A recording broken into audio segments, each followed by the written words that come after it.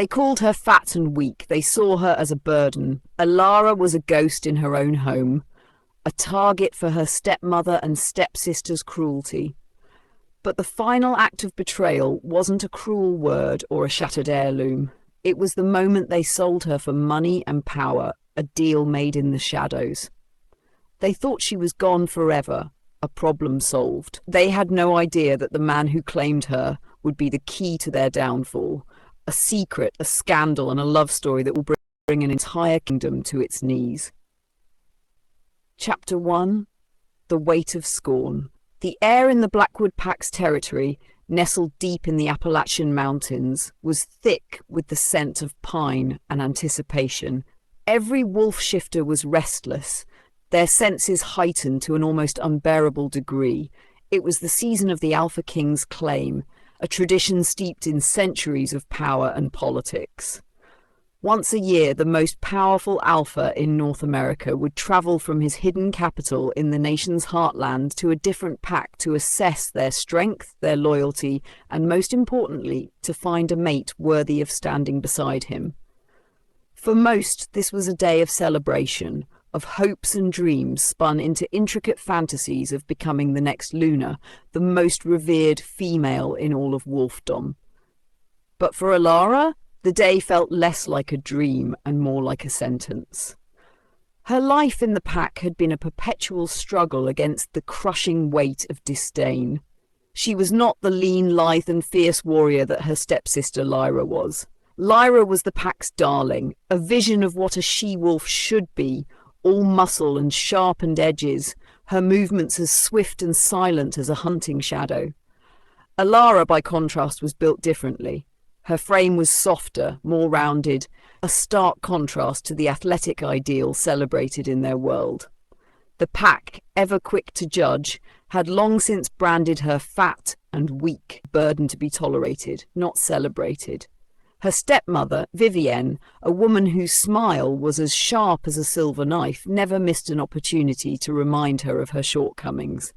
She was the ghost in her own home, a quiet, almost forgotten presence in a pack that valued strength above all else. This was a place where kindness was seen as a flaw, and where ambition, regardless of its cost, was the only currency that mattered. As the day of the Alpha King's visit drew closer, the insults and snide remarks from Lyra and Vivienne escalated, their words a constant drumbeat of scorn designed to chip away at what little self-worth Alara had left.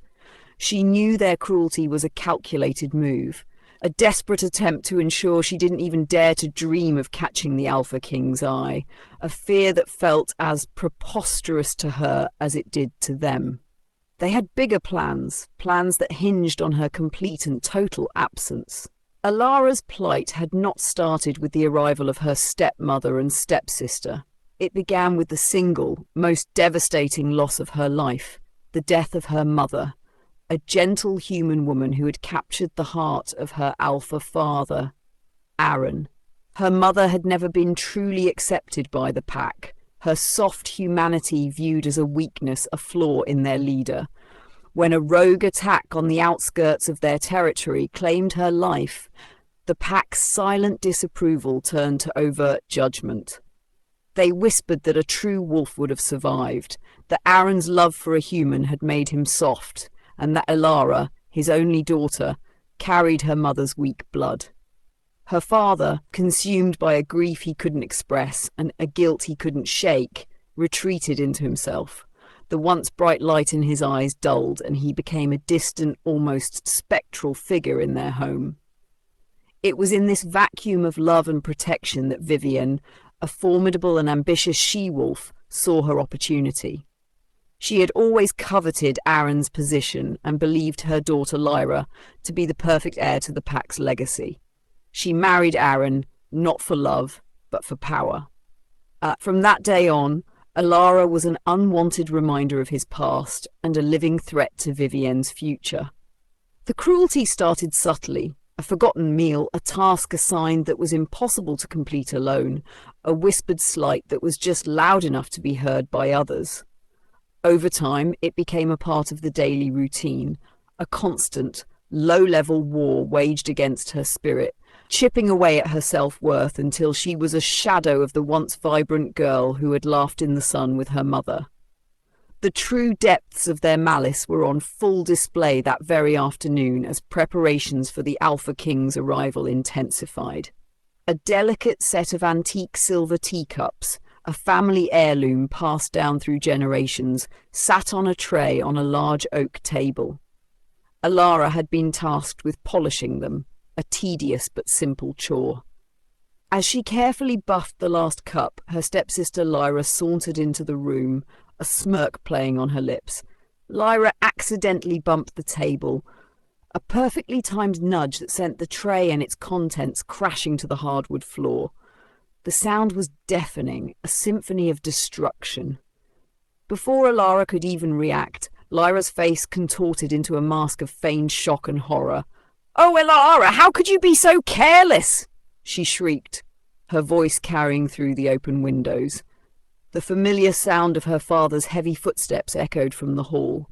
He stood in the doorway, his eyes scanning the shattered mess, and then landed on Alara.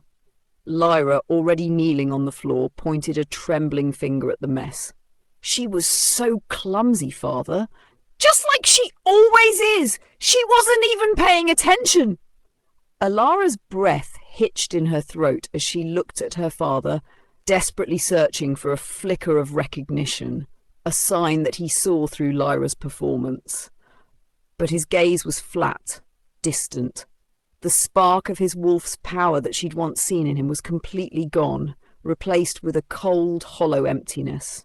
He simply sighed, a sound of weary disappointment, and turned away. "Clean it up, Alara," he said, his voice void of emotion, leaving her alone with the fragments of the heirlooms and the even more shattered fragments of her heart. The incident was more than just a momentary act of cruelty. It was a carefully calculated piece of a much larger puzzle. As the Alpha King's visit loomed, Vivian and Lyra's schemes had become bolder, more desperate. They had been working for months to secure Lyra's position as a viable mate candidate, but they knew that in a pack where everyone's senses were heightened, Alara's existence was a problem. Even if she was a self-professed nobody, there was always a chance that the Alpha King, with his unparalleled discernment, might see something in her that no one else did. Their plan was to eliminate that possibility entirely. The public humiliation was meant to brand her as a worthless burden, a constant failure who could not be trusted with even the simplest of tasks. This was meant to be the final straw, the ultimate proof of her unworthiness. Vivienne and Lyra planned to use this incident to convince Alara's father and anyone else who might question it that she was a lost cause. Their malice was a calculated, cold-blooded act born of pure ambition. They were not just trying to torment her, they were preparing to dispose of her. Her father's silent assent, his weary retreat from the room, was all the confirmation they needed. They had secured his complicity, his silent approval to do what they felt was necessary. They had plans, dark and secret, that would ensure Alara would be gone by the time the Alpha King arrived. Alone with her shame and the broken silver, Alara felt the fragile threads of her spirit finally snap. The feeling of being a disappointment to her own father was a pain so profound it eclipsed all the insults and physical abuse. The weight of his indifference, the coldness in his eyes, felt like a final sentence. She finally understood. They didn't just want her to feel pain, they wanted her to disappear. Her father's complicity was the final act of betrayal. With a sob that was half grief and half rage, she dropped the piece of silver in her hand, the sound barely audible over the rush of blood in her ears. She ran from the house and into the woods, her mind a frantic storm of sorrow and a desperate need to escape. She ran with a desperate, wild freedom, a sense of relief that this was finally over, that she was finally leaving the place that had never felt like home. The moonlight, usually a comforting friend, seemed to mock her, casting long, menacing shadows as she fled into the dark forest. She ran until her lungs burned and her muscles screamed, but she couldn't stop. The thought of facing Vivienne, Lyra, or her father again was far more terrifying than the unknown that lay ahead. She was running, but she didn't realize she was running directly into a different kind of cage, one far more dangerous than the one she was leaving behind.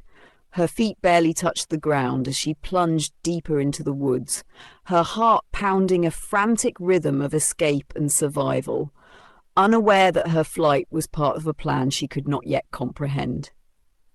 Chapter 2. The Rogue's Claim. Alara ran through the night, her breath coming in ragged gasps. Every footfall was a frantic drumbeat against the forest floor, a rhythm of pure escape. She didn't know where she was going, only that she had to get away from the house, from the broken silver, and from the hollow look in her father's eyes. The forest, a place that had once been her sanctuary, now felt menacing and strange. The trees looked like grasping hands in the moonlight, and every snap of a twig made her jump.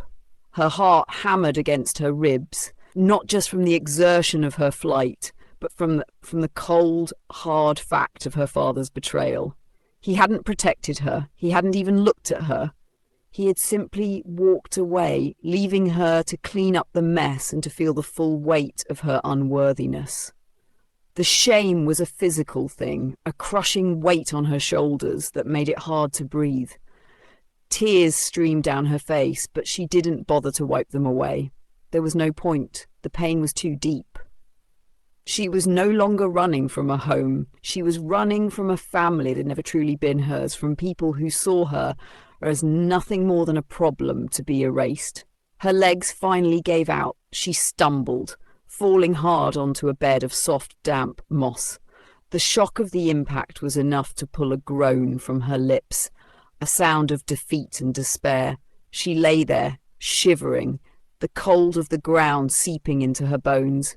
The fear was still a tight knot in her stomach, but it was joined by a profound exhaustion. She was done with running, done with fighting, done with trying to belong. She closed her eyes, willing the world to just go away.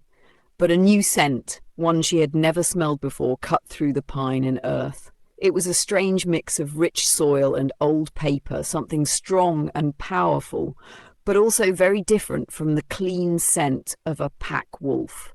She forced her eyes open and saw a shape standing over her. The moonlight cast the figure in shadow, but she could see the lean, powerful build of a male. Her wolf, usually quiet and timid, stirred with a low growl of warning. But the male wasn't moving closer in a threatening way. He was just watching her, his presence calm and waiting. The figure stepped into a sliver of moonlight, revealing a man with dark hair and eyes that seemed to hold a flicker of something ancient. He was handsome in a way that was unsettling, his face sharp and his gaze piercing. "You're right on time," he said, his voice a low rumble that sent a shiver down her spine.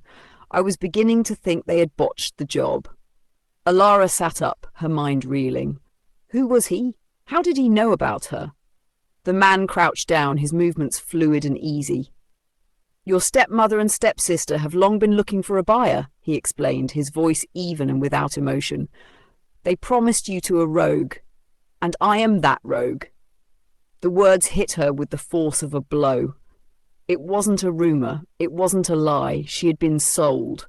The final terrible truth was laid bare, and it was so much worse than she could have ever imagined. She was a piece of property, a commodity to be traded for money. All the insults, the cruelty, the shaming, it was all a setup for this one final act of greed. Her body trembled not just with cold, but with a shock so deep it felt like a physical wound. She looked at him, searching for a hint of remorse, but his expression was a blank slate. He was a businessman and she was the merchandise. He reached out and gently took her chin in his hand, his touch surprisingly gentle. "Don't look so surprised, little one," he murmured. "They think they've sold a worthless piece of meat. They don't know what you truly are. They don't know the secrets you hold in your blood, the secrets I've been searching for." His eyes held hers, a deep, unsettling gaze that felt like he was looking into her very soul. He leaned closer, and a strange, almost electric energy filled the air between them. "They sold a body," he whispered, his voice like silk. "But I'm claiming a soul, the most valuable one in this pack, a heritage that will bring down the very foundations of the Alpha King's court." Before she could react, before she could even process his shocking words, he bit down hard on the side of her neck. The pain was sharp, a fire that spread through her veins, a brand that would forever tie her to him. The strange, earthy scent of him filled her senses as her world began to spin, and she felt herself falling into a deep, endless darkness.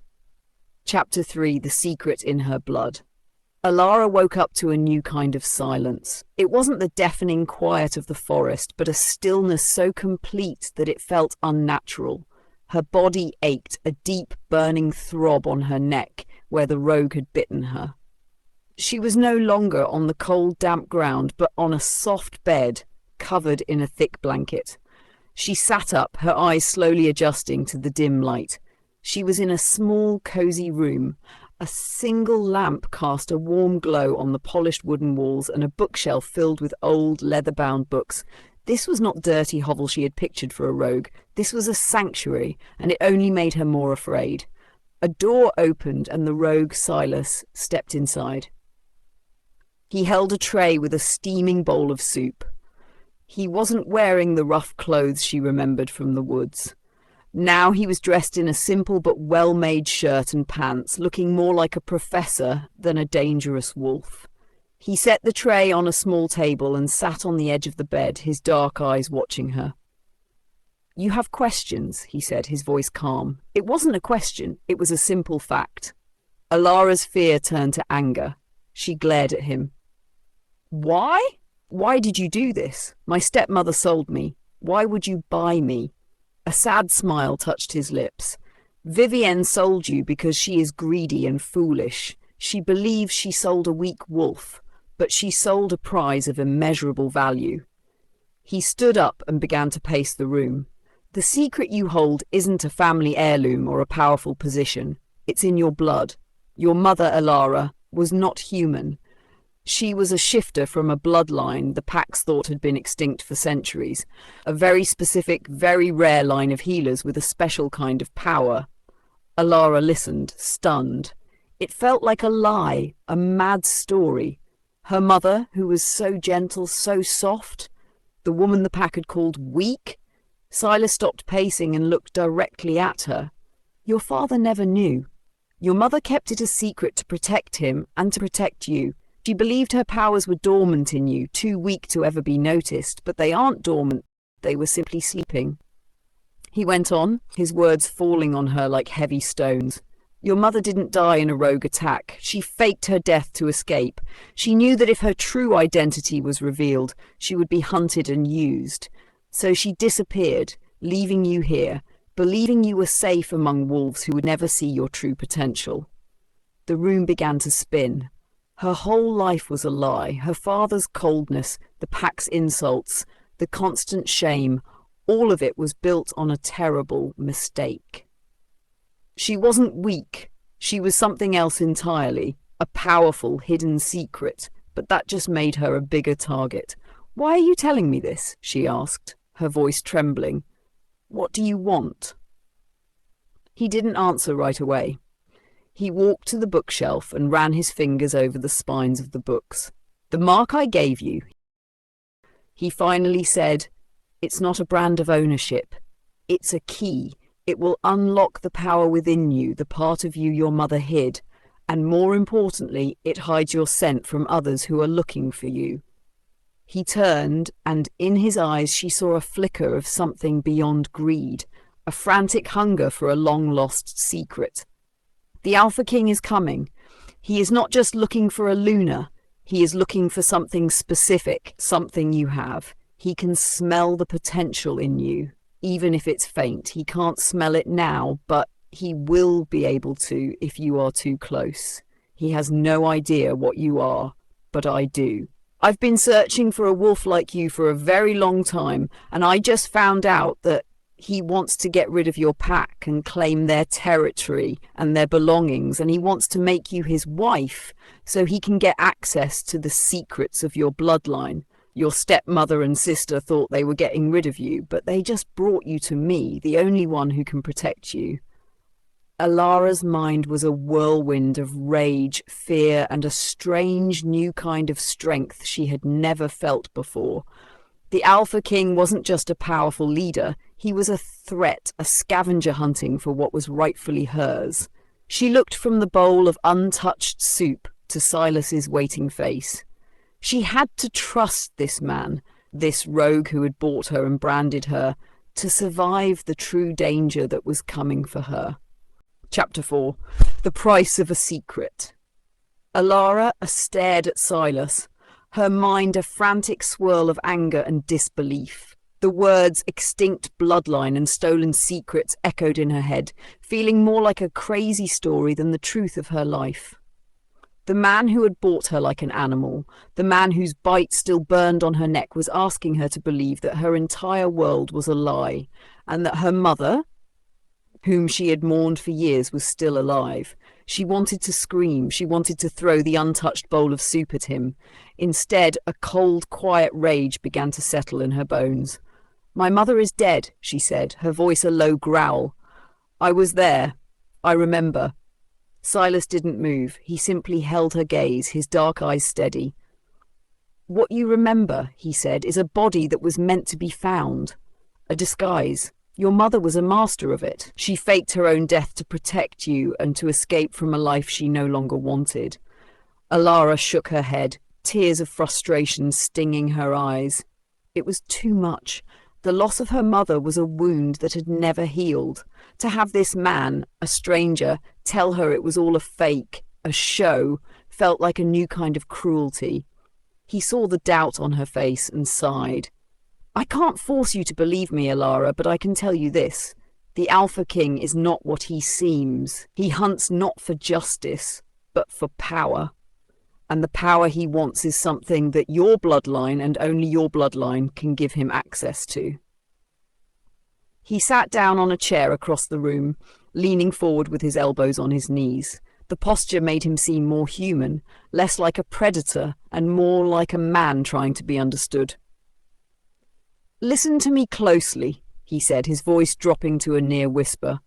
"What do you know about the great treasury of the werewolf nations?" Alara blinked. The question was so sudden, so out of place. "It's a legend," she said, "a myth, a huge pile of gold and old magic kept safe by the Alpha King's ancestors, a fairy tale to teach pups about the importance of wealth." Silas let out a short, humourless laugh. "It's very real," he said. "But it's not a legend, it's a massive secure vault, hidden in the heart of the Alpha King's capital.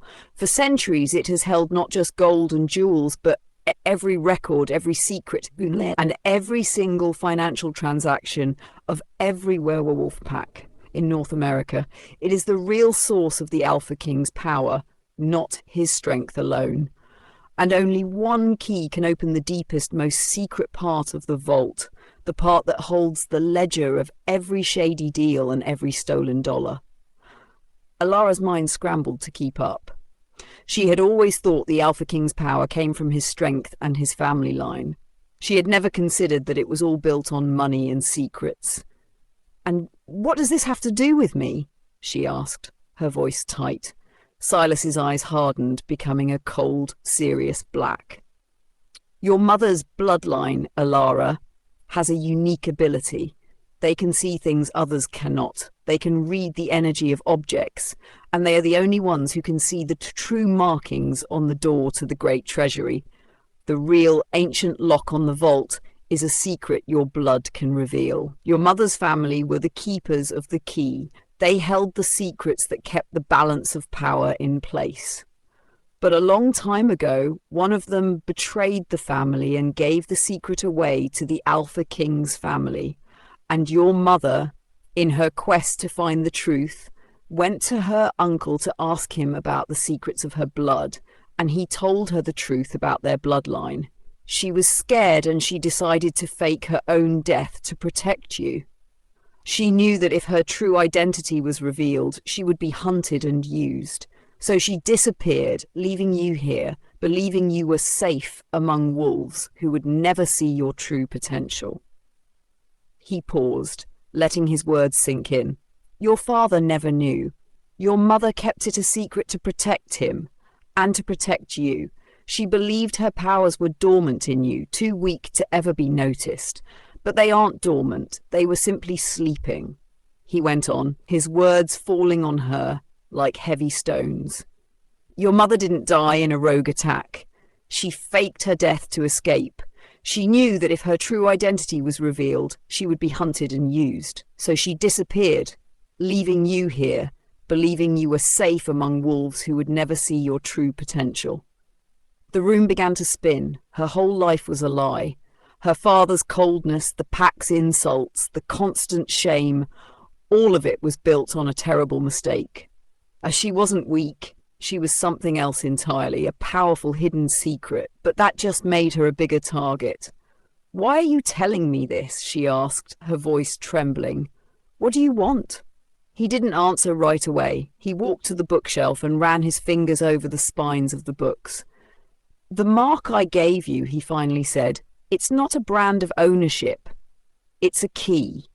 It will unlock the power within you, the part of you your mother hid. And more importantly, it hides your scent from others who are looking for you.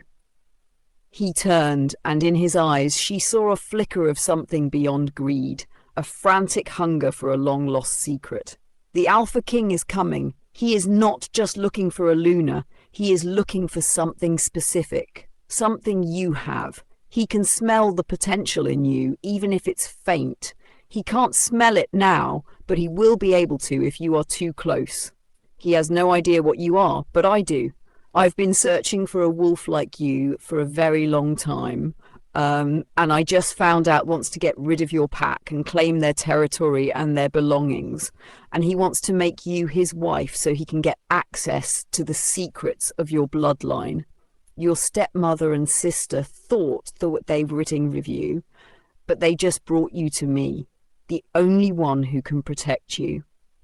Alara's mind was a whirlwind of rage, fear, and a strange new kind of strength she had never felt before. The Alpha King wasn't just a powerful leader. He was a threat, a scavenger hunting for what was rightfully hers. She looked from the bowl of untouched soup to Silas's waiting face. She had to trust this man, this rogue who had bought her and branded her, to survive the true danger that was coming for her. He walked to the window and pulled back the curtain, gesturing for her to join him. The night was still dark, but in the distance she could see something she hadn't noticed before, the tiny blinking lights of a search party moving through the woods. The Blackwood pack, her family, was out there, but she knew they weren't looking for her out of concern. They were looking for her because she was supposed to be gone, handed over to a rogue they believed they could trust. The sight of their lights, bobbing through the trees, filled her with a new kind of cold dread. She had been a ghost in her own home, and now she was a ghost in the world, a pawn in a game she hadn't even known she was playing. Silas's voice was a low whisper next to her ear. They will not stop. They will search till dawn until they find some sign of a struggle, a fight with a rogue, and then they will report you dead to the Alpha King's guards who will come with him in the morning. And when the Alpha King comes, he will scent the truth of what you are, and he will not stop until he finds you. He turned from the window and looked at her, his expression a mix of caution and something that looked a lot like respect. You have two choices, Alara. You can run back to them, to a life of lies and betrayal, and hope he doesn't find you. Or you can come with me. You can get the revenge you deserve. We can make them pay for every single insult, every single lie, every single bit of pain they have ever caused you. We can take back what is yours, what was always meant to be yours. The words hit her like a punch to the gut. Revenge. The word resonated deep in her soul, a dark, sweet promise. For years she had been powerless, a victim of her family's scorn. But now this man, this rogue, was offering her a path to take back control. He was offering her a chance to hurt the people who had hurt her, to make them pay. He was offering her the chance to be more than just fat and weak. He was offering her power. She looked at the lights of the search party in the distance and thought of her father, of his silent dismissal, of the way he had just walked away. She thought of Vivienne and Lyra, of their cruel smiles and their vicious words. The anger that had been simmering within her for years finally boiled over into a full-fledged fire. She knew what she had to do. "What's the plan?" she asked, her voice low and steady. Silas gave her a slow, satisfied smile, a flash of white teeth in the dim light. "The Alpha King arrives in less than an hour and his guards are already here," he said. "We don't have much time." With those words, he grabbed her hand and pulled her towards a hidden door, an entrance she had not seen before, a hidden path to a future she could not yet imagine, a path that would lead her to the heart of the Alpha King's domain. Chapter 5. The Shadow of the King. The hidden door swung open, revealing a dark, narrow tunnel that smelled of damp earth and old stone. Silas pulled Alara inside, the faint light of the moon vanishing as he closed the door behind them. The silence was complete, a heavy blanket that muffled the sounds of the search party they had just escaped. Alara stood for a moment, her chest heaving, her heart still pounding, a frantic rhythm of fear and adrenaline. She could feel Silas's presence beside her, a solid, warm anchor in the suffocating darkness. He didn't say anything, just waited for her to catch her breath. When she did, she took a shaky step forward, bumping into him. "Where are we?" she whispered, her voice barely a sound. "Underneath the pack lands," he replied, his voice a low rumble.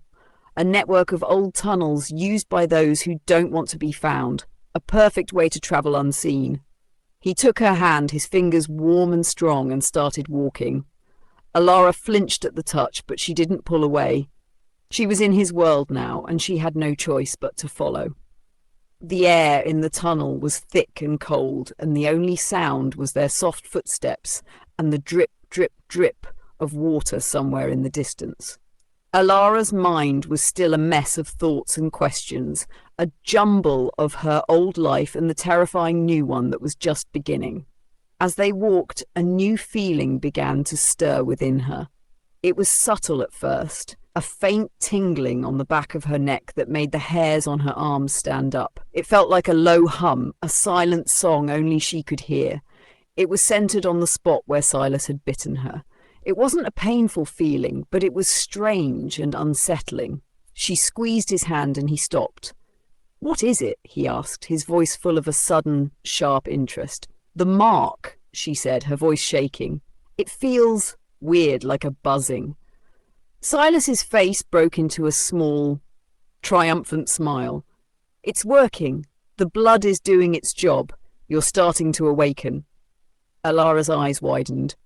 "Awaken what?"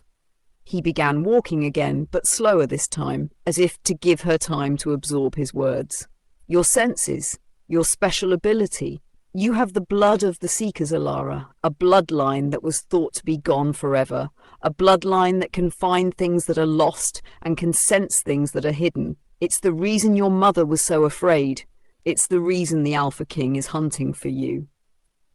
He told her that her mother had an ancient map in her bloodline that could lead them to the legendary treasury. He went on to explain the true nature of the Alpha King. He wasn't just a leader. He was a manipulator. For generations, his family had kept their power by controlling the flow of money and secrets. The great treasury wasn't just a vault. It was a weapon. It held the truth about every pack, every deal, every crime they had ever committed. The Alpha King used this knowledge to keep everyone in line. But the key to the deepest part of that vault was lost, Silas said. The one that holds the most damaging secrets, the most valuable ledger, the one that can bring down the king's entire family. Alara scoffed. "And you think I have the key?" He stopped and turned to face her in the near-total darkness. "I don't think it," he said, his voice low and serious. "I know it! I have been following your bloodline for years. Your great-great-grandmother hid the key, and it has been passed down through your blood. I can't tell you the secrets yet, but trust me, Alara, the Alpha King knows it, and that's why he's here. He is not looking for a mate. He is looking for the key that your mother kept a secret for years." He reached out and touched her cheek. "I am the only one who can protect you now. We are a team now, Alara. He knows where you are, and he won't stop until he gets what he wants." Alara's mind reeled with the information. Her entire life had been a lie. Her mother wasn't a weak human. She was a powerful, hidden wolf. And her father hadn't been a loving mate.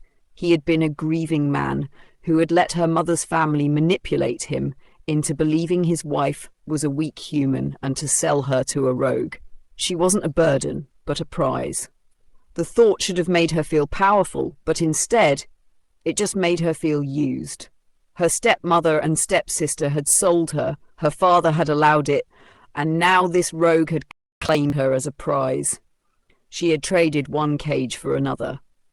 The anger was a hot, burning coal in her stomach, and she wanted to lash out, to hurt them all. But she knew that wasn't an option. She was alone in the dark with a man she didn't know, a man who had his own plans for her. The only thing she could do was listen and hope that he was telling her the truth. She looked at him, searching his face in the shadows. "Why me?" she asked, her voice tight. "What makes you so sure?" He simply smiled, a flash of white teeth in the dark. "Because I know your family's secret, and I am the only one who can stop the Alpha King." They walked for what felt like hours, the tunnel twisting and turning like a snake. The air grew colder and Alara's legs began to feel heavy. Just as she thought she couldn't take another step, Silas stopped. "We're here," he said. He pushed on a section of the wall and it swung open, revealing a small, dimly lit room. It was a simple cabin with a few blankets on the floor and a small fire burning in a hearth. "This is a safe house," he explained. "No one knows it exists but me." He gestured for her to sit by the fire. Alara sank onto the blankets, the warmth of the fire a welcome relief. She held her hands out to the flames, trying to warm her cold fingers, but she couldn't stop the trembling. She was exhausted, emotionally and physically drained. She looked at Silas, who was tending to the fire, his face a mask of concentration. He wasn't a rogue. He was a thief, a man who had stolen her and her family's secret. She felt a flicker of fear, but it was overshadowed by a deep, dark sense of purpose. She had to use him. She had to use him to get what she wanted, to get the revenge she deserved. The firelight danced in her eyes as she watched him, the flames reflecting her rage. She had been sold, but she would not be a slave. She would be a weapon. She would use the power he had awakened in her to take back everything she had lost, and to make everyone who had ever wronged her pay. But just as she was about to speak, a new scent drifted in through the cracks in the walls. It was a scent she had never smelled before, a scent of pure, unbridled power that made her wolf whimper in fear. It was the scent of the Alpha King. It was close, too close, and it was a scent she would never forget, a scent that smelled of cold iron and burning ambition. She looked at Silas, her eyes wide with fear. "He's here," she whispered. "He found us." He was standing by the hearth, and his eyes, which had been so calm just moments before, were now wide with surprise and a new kind of fear. He had been so sure that they were safe, but the Alpha King had found them anyway. He had found her, he had claimed her, and he was not going to let her go. Chapter 6, The King's Game. Alara's body went rigid. The scent was a heavy, intoxicating mix of power and ozone, like the air after a lightning strike. It filled the small, cramped cabin, making the very walls feel too small. She had only heard whispers of the Alpha King's scent, a legend of pure dominance, but feeling it now was a whole different thing. It was a physical force pressing down on her lungs, making her wolf whimper in the back of her mind. Silas, who had been so calm and in control just moments before, now looked like a hunted animal. His face, usually so cool and collected, was pale with a mix of shock and pure terror. He knew this scent meant something far worse than just being found. He quickly grabbed a worn old knife from a shelf and held it out, a useless defense against the power that was about to come for them. How did you find me?" Alara whispered, her voice trembling. Silas didn't answer. His eyes were glued to the wooden door, a silent promise of the doom that was about to break through. He had been so sure that they were safe, that he was the only one with the knowledge to get ahead of the Alpha King. But in a single moment, the entire game had changed, and they were the ones who were trapped. The air grew colder, and a heavy silence fell over the forest outside, as if the entire world was holding its breath. The Alpha King's scent was so powerful it felt like a silent roar, a warning to every living thing to stay away from what he was about to claim. A moment later, the door to the cabin burst open with a loud, splintering crash. Standing in the doorway was a figure that commanded the very airy air around him. He was tall and broad-shouldered, with hair the colour of midnight and eyes that shimmered with a golden light. His scent, even stronger now, was a force that made Alara feel small and helpless. The man was handsome in a way that was almost blinding, a perfect mix of power and grace that was terrifying to behold. He stepped inside, his movements slow and deliberate, as if he owned every inch of the world. He didn't even glance at Silas. His entire focus was on Alara. His golden eyes locked with her brown ones, and she felt a shock travel through her, a wave of recognition that went deep into her bones. He was the most powerful male she had ever seen, and her body was reacting to him in a way she had never felt before. The Alpha King's gaze was intense, and for the first time in her life, Alara felt truly seen, not as a burden or a piece of property, but as a person. The air around them crackled with an energy that was both dangerous and exciting.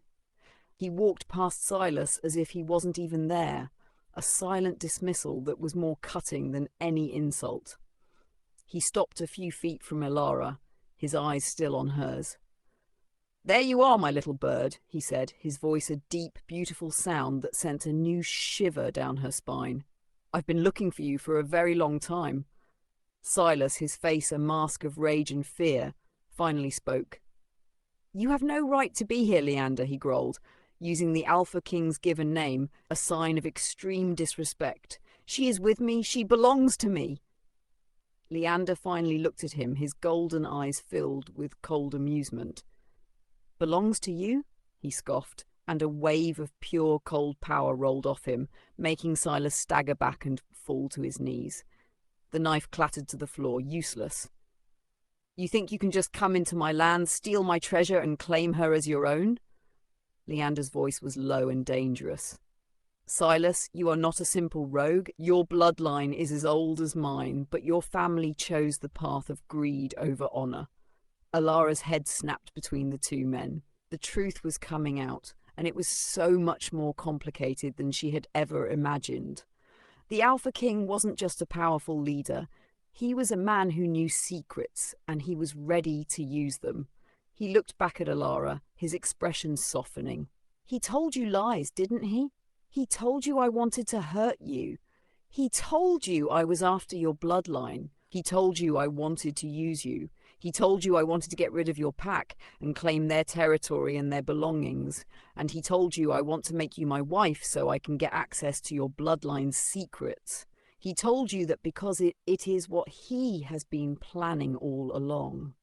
Alara's body went numb with shock. Her mind, already a jumble of confusion, was now completely lost. Leander turned his full attention to Alara, his voice a gentle, calm sound. "My family didn't steal the great treasury, Alara. We are its protectors. The treasury is a legend because it must be protected from those who would use it for their own personal gain. He paused, his golden eyes searching hers. And for centuries, the only family that could open it were the very people who created it, your ancestors. They had a special kind of magic, a gift that allowed them to lock and unlock the treasury. But a few generations ago, a member of your family, your great-great-grandmother, betrayed the others and passed the secret on to my family. He turned and looked at Silas, who was still on his knees, breathing heavily. But the secret was more than just a trick. It was a key, a very specific, very rare line of magic that only your bloodline has. He looked at Ilara, a serious look on his face. And now he wants to use that key to steal all the wealth and secrets that have been hidden away for centuries. The room was silent, and Ilara's world began to spin. Her father's betrayal, her stepmother and stepsister's cruelty, Silas's deception, it was all a massive, complicated lie. And now she was at the center of a centuries-old feud between two of the most powerful families in the werewolf world. Leander took a step closer, his eyes gentle and understanding. You were meant to come to me, Ilara. You were meant to be safe. But Silas, he said, and his voice was suddenly as hard as steel, he had a different plan. He knew about your power, and he paid your stepmother and stepsister to get rid of you and to get you into his hands. He knew they would sell you. He knew they would sell you to him.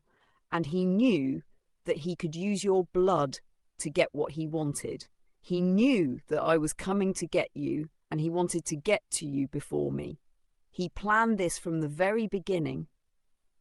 Your stepmother and sister thought they were getting rid of you, but they just brought you to me, the only one who can protect you. Ilara stared at him, her heart in her throat.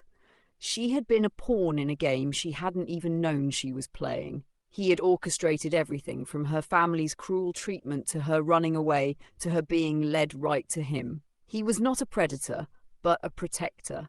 He had been there all along, in the shadows, waiting for the right moment to step in and save her. A new kind of shock, one that was not of fear, but of pure and utter awe, washed over her. Chapter 7. The True Claim. Ilara's world shattered all over again, but this time the pieces were falling into a terrifying new pattern. She stared at Leander, the Alpha King, his scent filling the small cabin, making her wolf want to hide and obey all at once. His golden eyes were steady, but the power in them was a force of nature. He was not a hunter, he was a protector. And Silas, the man who had claimed her, who had promised her revenge, was a liar and a thief. She looked at him, and the fear was gone, replaced by a cold, searing rage. He was still on his knees, his shoulders slumped in defeat. All his lies, all his smooth words had come to nothing. He had gambled and lost, and now he was just a pathetic, cornered wolf. You lied, Ilara said, her voice a low growl that surprised even herself. Everything you said was a lie. Silas didn't look at her. He just stared at the floor, defeated. Leander took a step closer, his focus still on Ilara. He ignored Silas as if he were nothing but a bug on the floor. He was desperate, Leander said, his voice quiet but with an edge of steel. He knew I was coming. He knew the prophecy. He wanted to get to you first. Your stepmother and stepsister were just a part of his plan. They were paid to get you out of the way. He didn't want you to run away. He wanted you to run to him. He knew the Alpha King's guards were already on the way, and he wanted to get to you before they did. He thought he could use the chaos of the claim to hide his tracks. Ilara's mind raced. It all made sense now. The cruel words, the public shaming, the broken silver. It was all a performance, a way to make her so desperate she would run right into Silas's waiting hands. She had been so blind, so caught up in her own pain, that she hadn't seen the real game being played. The thought made a new fire of anger burn in her belly. She hadn't been a ghost. She had been a pawn. Silas finally looked up, a twisted sneer on his face. You're nothing but a child, Ilara. What do you know about power? The king would just use you for his own ends. He's a greedy thief, just like me. He's just better at hiding it. The words were meant to hurt, to create doubt, but they had no effect. His voice lacked the smooth confidence from before. He was a cornered animal, and his words were the last pathetic attempts of a loser. "It's too late, Silas," Leander said, and the air in the room grew heavy with a dark power. "You should have known better than to play a game you could never win." Silas, his eyes wide with a mix of fear and rage, suddenly lunged forward, grabbing the knife he had dropped. He moved with a speed that was shocking, aiming for Leander's throat. But the Alpha King was faster. Leander didn't even flinch. He simply raised his hand and a wave of pure power exploded outward, slamming Silas back against the wall. The knife clattered to the ground again and Silas crumpled, gasping for air. Leander didn't move. He just looked at the fallen rogue, his eyes cold and full of disappointment. He was not a monster. He was a king, and he knew when a game was over. He turned his gaze back to Alara, and the icy coldness in his eyes was replaced by a warm, kind light. He walked to her, his movements slow and careful, as if he was afraid of scaring her.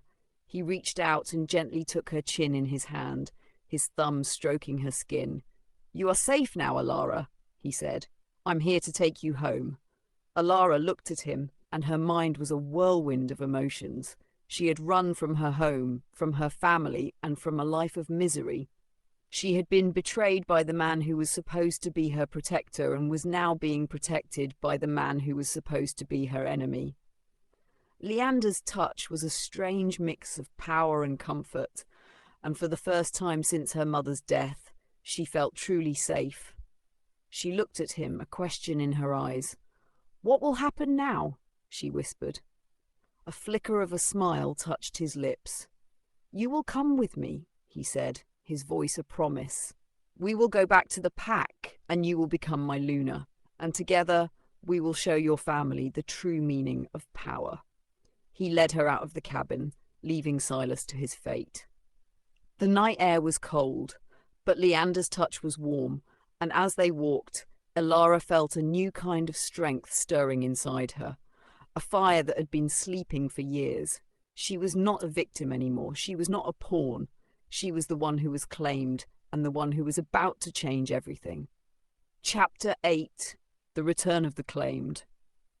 The walk through the forest was different this time. Before, Alara had run with the panic of a hunted animal, every sound a threat, every shadow a monster.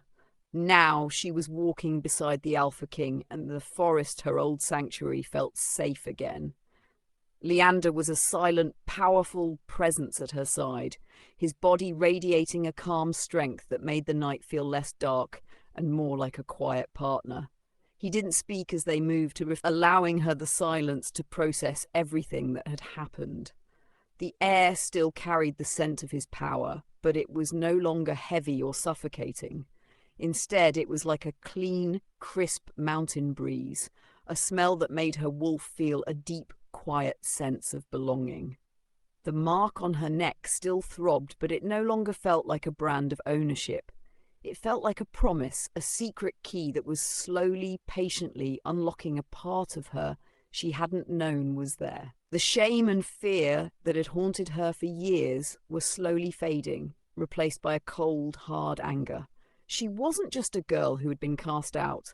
She was the one who was about to return, and she wasn't coming back alone. Finally, Leander broke the silence. "The mark I gave you," he said, his voice a low rumble. "It's not just a physical thing. It's a promise that you will be protected, a promise that you will be given the strength to fight. It's my protection." Alara looked at him, her eyes searching his face in the moonlight. "And what about the other mark?" she asked, her voice barely a whisper. "The one Silas gave me." Leander's eyes held a brief flicker of rage, but it was gone as quickly as it came. "He branded you as his. He wanted to use you, to claim you. But my claim is stronger. My claim will override his. It will heal you from his lies and his promises. It will unlock the secrets of your bloodline, but it will do so safely, with a strength that will not harm you. He just wanted to use you as a tool for his own gain. But I am here to protect you, to help you understand your powers, and to help you use them for the greater good." The words were so simple, so honest, that Alara's heart felt a strange, new flutter of hope. She had spent her whole life surrounded by lies, and now, for the first time, she felt like she was hearing the truth. As they walked, Leander began to explain his plan. He had been a silent guardian, a shadow in the background, ever since her mother's supposed death. He had known her mother's true power, and he had promised her that he would always watch over Alara. He had been there all along, in the shadows, waiting for the right moment to step in and protect her.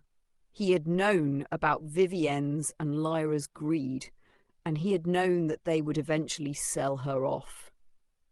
He had planned this, not out of malice, but out of a desperate need to get to her before Silas did.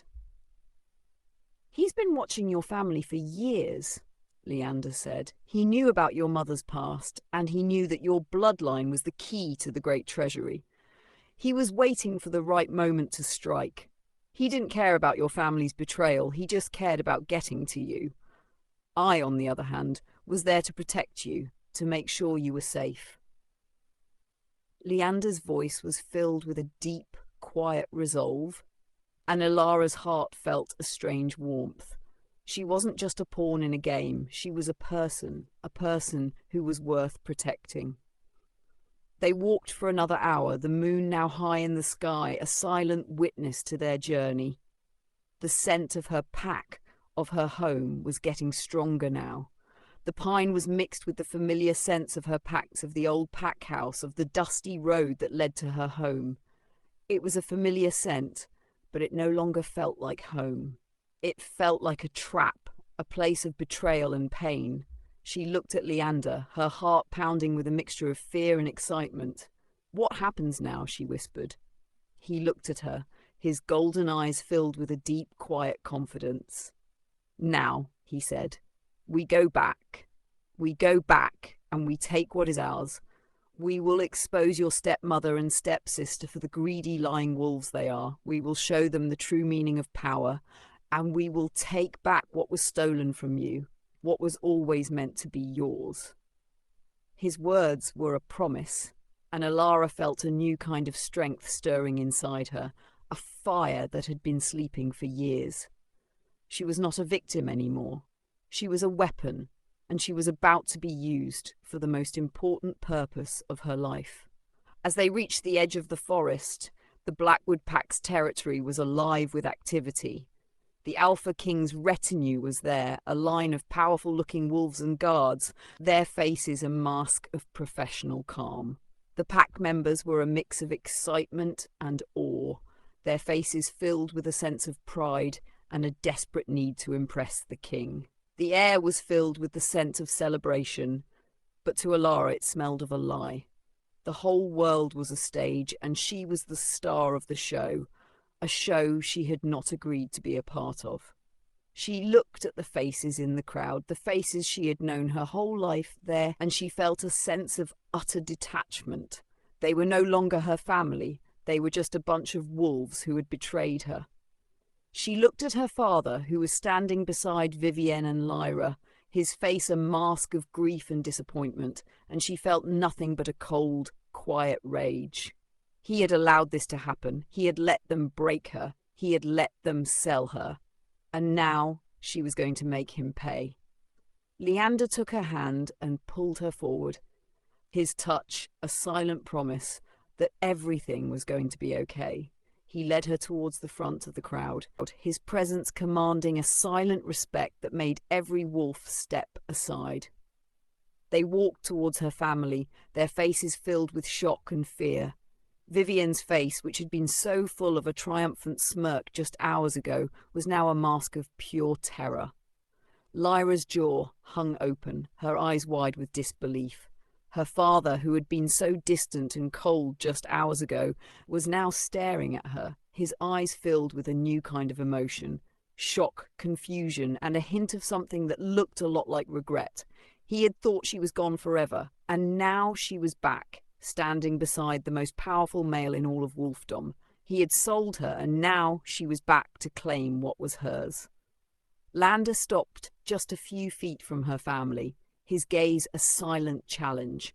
He looked from Vivienne to Lyra to her father, a silent question in his eyes.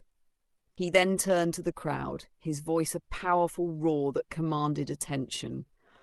"I have found the one I have been searching for," he said, his voice a low rumble that made the very ground shake. "She is a part of the most ancient, most powerful bloodline of them all. She is not a burden, she is a gift. She is the one who will become my Luna." The crowd erupted in a roar of excitement and awe, but all Elara could hear was the frantic, terrified gasp of her family. Leander then turned to her, his eyes filled with a deep, quiet respect. He looked at her as if she was the most beautiful, most powerful creature in the world. And for the first time in her life, she felt it. He then turned to her family, and his eyes, which had been so kind just moments before, were now filled with a cold, ruthless power. "And for the ones who have betrayed her," he said, his voice a low, dangerous growl.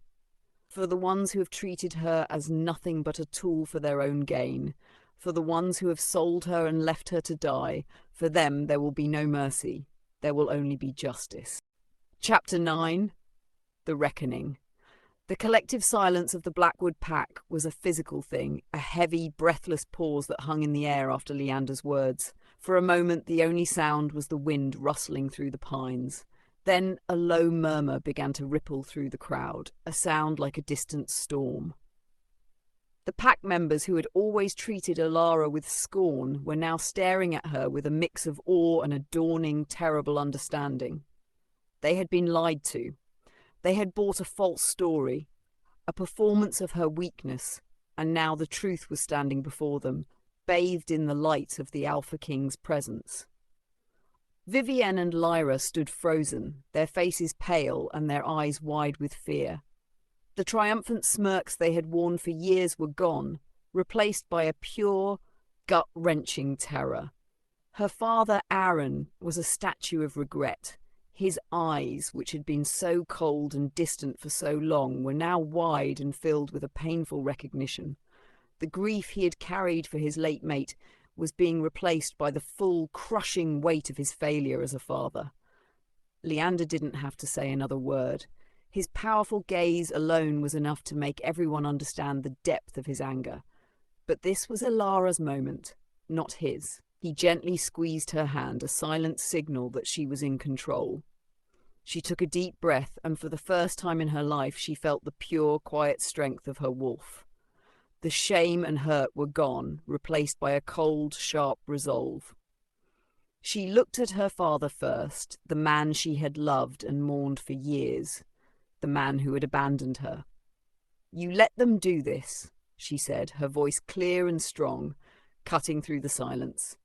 "You let them treat me like a disease. You let them sell me. You didn't just stand by, you were a part of the plan.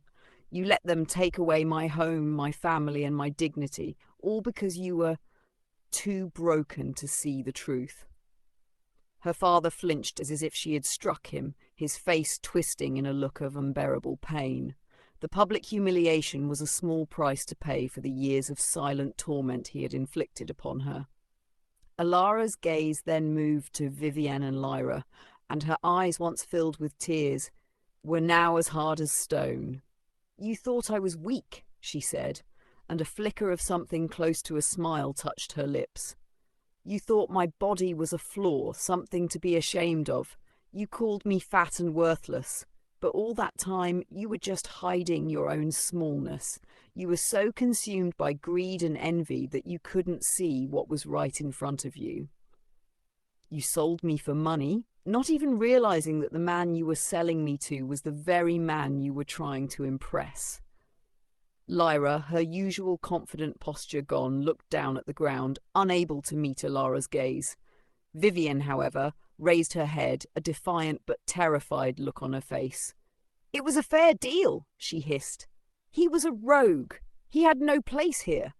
But Elara shook her head, her voice rising with a new kind of power. "He was the only one with the courage to tell me the truth. You thought you were getting rid of a problem, but you were handing a weapon to the Alpha King. You thought you were gaining power, but you just signed your own death sentence." Her words were not just insults, they were a final, public accounting of all the years of pain and suffering. The pack, who had been listening in stunned silence, now looked at Vivienne and Lyra with open contempt. They had been lied to, and in their world, lying was a crime that deserved a punishment worse than death. A deep, angry growl rippled through the crowd, and a few of the males began to step forward, their faces contorted with rage. They were ready to take justice into their own hands. Leander, seeing the pack's growing fury, held up a hand, a silent command that was instantly obeyed. He looked at Vivienne, Lyra, and Aaron, his face a cold, hard mask.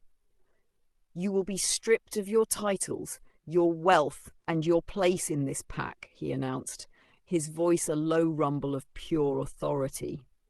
"You will be cast out, a burden on no one, and you will forever wander as loners. You will suffer as you have made others suffer." The words were a final sentence, a promise of a future of pain and loneliness. The pack members who had been so loyal to them just hours before now looked at them with a mixture of pity and disgust. Her father, his face a mix of pain and shame, finally looked at Alara, a silent plea for forgiveness in his eyes. But Alara turned away. There was nothing left to forgive. Her love for him had died a long time ago. Leander then turned to the pack, his eyes a clear golden light. "Your alpha has failed you," he said, his voice ringing with power. He allowed lies and greed to run rampant in his territory. This pack will have a new alpha. And the true Luna of this pack, the one who will lead you, is a new leader, and her path will be revealed in due course. The crowd roared in approval, a sound of new beginnings. Alara looked at him, and he smiled, a warm, kind smile that was meant only for her. He had given her justice, and now he was giving her power. She was no longer the fat and weak girl. She was the one who had survived, the one who had fought, and the one who was about to become the most powerful Luna in the history of all the werewolf kingdoms. He took her hand and pulled her close, his touch a silent promise that she was safe, that she was home, and that her future was finally hers to claim. But as she looked out at the faces of her pack, at the shocked, awestruck faces of her friends and family, she realized that the war was not over. The Alpha King's rival, the Rogue, was still out there, defeated but not dead.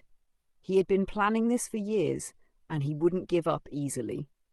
He had a powerful reason to destroy the Alpha King, and that reason was still alive, still running.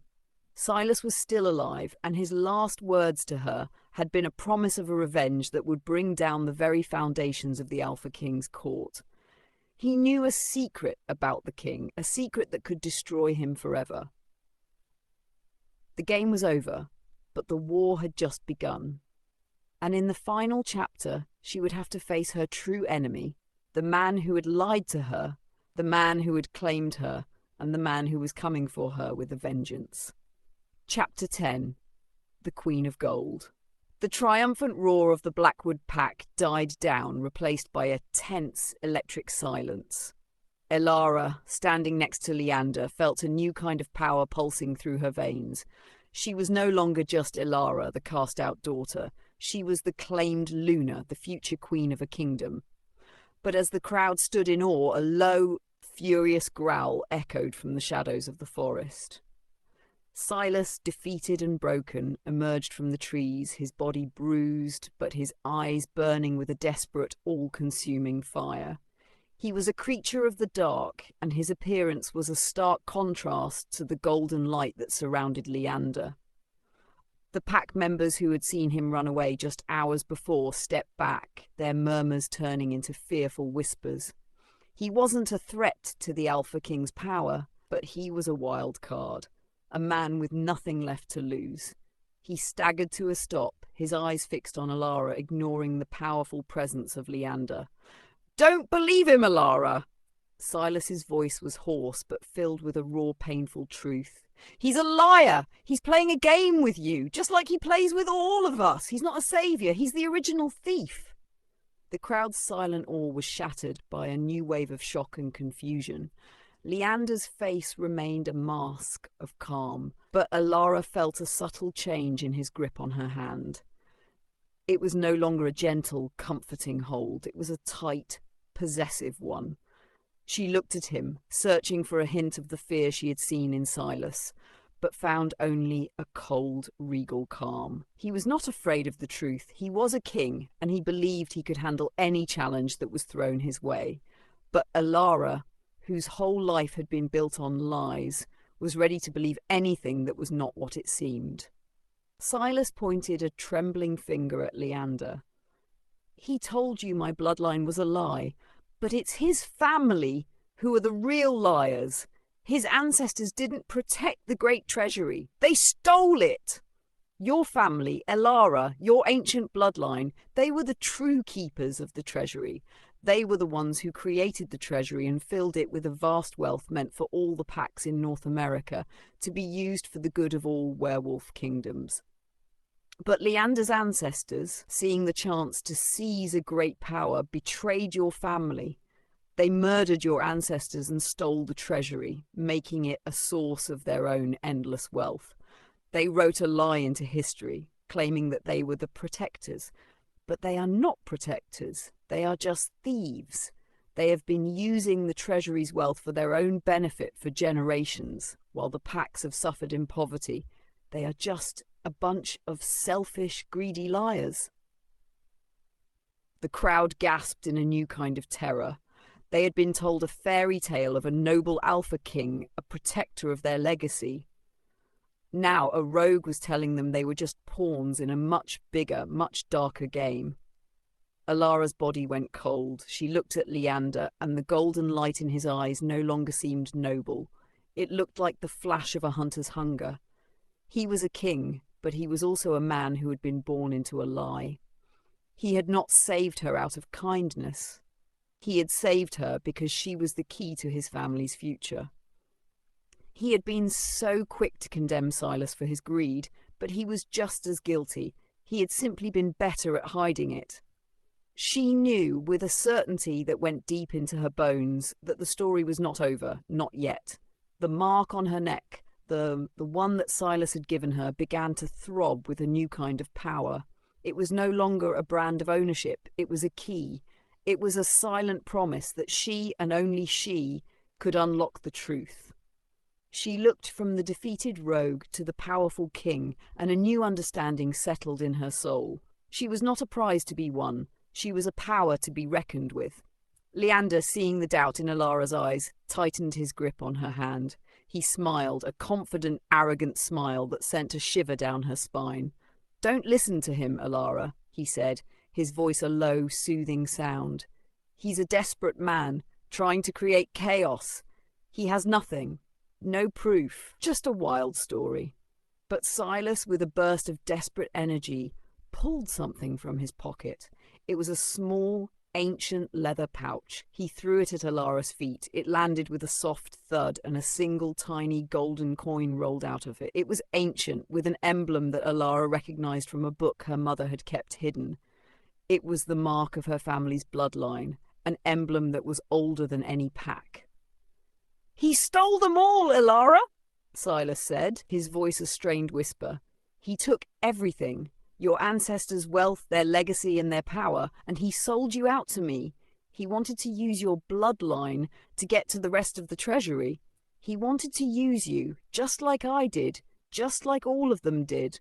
But I am not a liar, Alara. I am just a wolf who has been trying to take back what was stolen.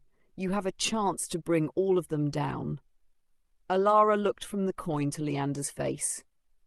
The golden light in his eyes seemed to dim, and for a brief, fleeting moment she saw something that was a mixture of fear and rage. She knew Silas was telling the truth. The rage was not just from the betrayal, it was from a fear of being exposed.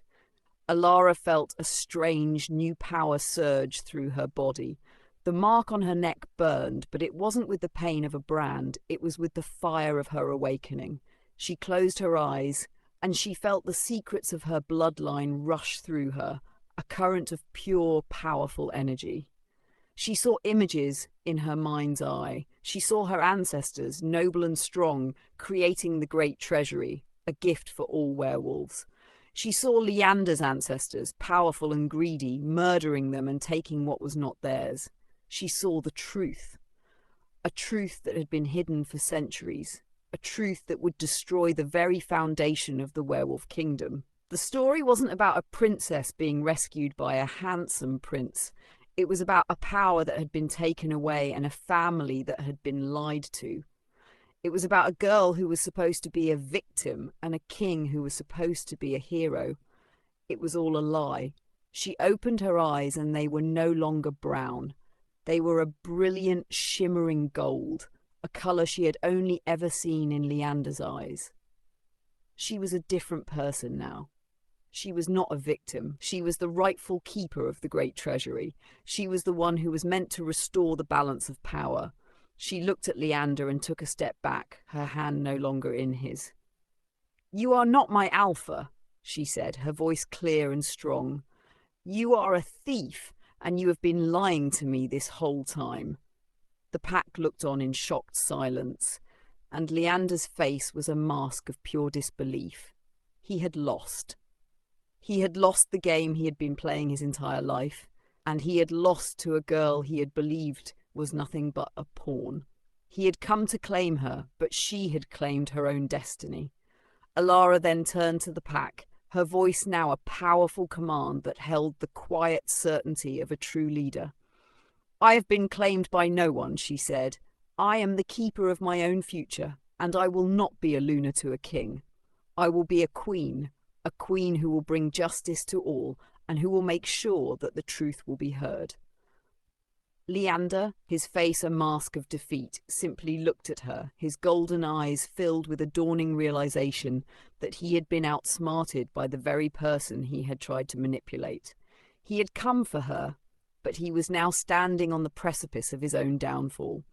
Silas, his body broken but his spirit triumphant, let out a low, victorious growl. He had been defeated, but he had won the war. Alara, her golden eyes shining in the moonlight, looked at the crowd, her face a mask of a new, powerful resolve. She was no longer a victim. She was a queen, and her reign of justice had just begun. The story wasn't over. It was just getting started.